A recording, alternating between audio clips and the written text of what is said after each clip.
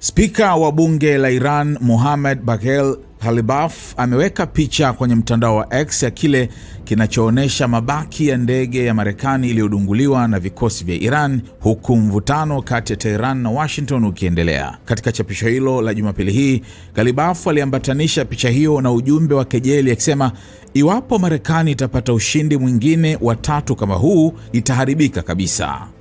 Mapema shirika la habari la Fars la Iran liliripoti kuwa ndege ya Marekani ya daraja la C-130 inayodaiwa kutumwa kumtafuta rubani wa Marekani aliyepotea iliharibiwa na kikosi cha makomando wa polisi. Wakati huo huo, maafisa wa Marekani walithibitisha kuwa watu wote wawili wa kikosi cha ndege ya kivita ya Marekani aina F-15 iliyodunguliwa nchini Iran Ijumaa sasa wameokolewa.